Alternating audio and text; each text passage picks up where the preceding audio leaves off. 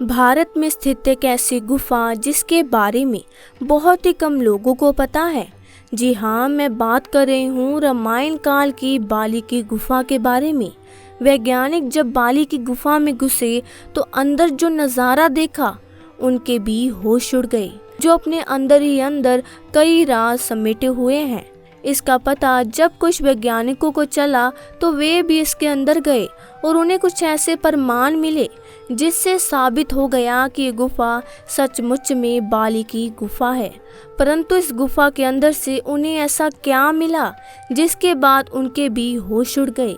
दोस्तों, एक बार सच्चे दिल से सच्चे मन से कमेंट बॉक्स में ज़रूर लिखिएगा, हर हर महादेव। वानर राज बाली का शासन किष्किंधा नगरी में हुआ करता था।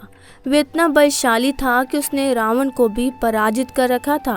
परंतु ऐसा क्या हुआ कि उसने अपने भाई से ही दुश्मनी हो गई, जिसके पीछे का कारण था वे गुफा, जिसे आज हम बाली की गुफा के नाम से जानते हैं। एक बार की बात है जब मायावी नाम के राक्षस ने बाली को युद्ध के लिए ललकारा।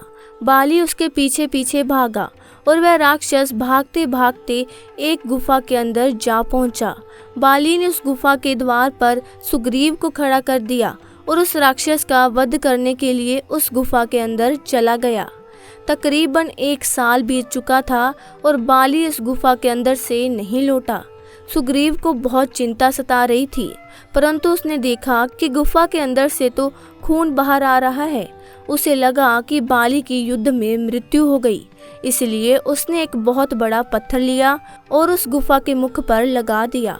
परंतु वह सच से अनजान था। दरअसल वह गुफा इतनी लंबी थी कि उस राक्षस को ढूंढने में बाली को 1 साल लग गया और 1 साल बाद उसने उस मायावी राक्षस का वध कर दिया। परंतु जब वह उस गुफा के द्वार पर पहुंचा तो एक बहुत बड़ा पत्थर देखकर उसे भी हैरानी हुई। उसने मन ही मन में सोचा कि शायद सुग्रीव मेरा शासन हड़पना चाहता है। उसने जैसे तैसे वे पत्थर हटाया और वापस अपनी नगरी में पहुंचकर सुग्रीव को धक्का मारकर अपनी नगरी से बाहर निकाल दिया। जिसके बाद सुग्रीव अन्य वानरों के साथ ऋषिमुख पर्वत पर रहने लगा। जिसके बाद ऋषिमुख पर्वत सुग्रीव की गुफा के बारे में तो हर कोई जानता है, परंतु बाली की गुफा से हर कोई अनजान है। आज के समय में बाली की वही गुफा तुंगभद्रा नदी के किनारे वाले कर्नाटक के हम्पी शहर के आसपास के इलाके में है। वहां पर स्थित कुछ लोगों ने ये दावा किया है कि यह वही बाली की गुफा है जिसमें बाली और मायावी राक्षस के बीच युद्ध हुआ था। वैज्ञानिकों को उस बात का पता चला तो वे शोध करने के इरादे से बाली की गुफा में पहुंच गए। परंतु जब वे गुफा के अंदर पहुंचे तो उनको इस बात का अंदाज़ा नहीं था कि वे गुफा कितनी लंबी है।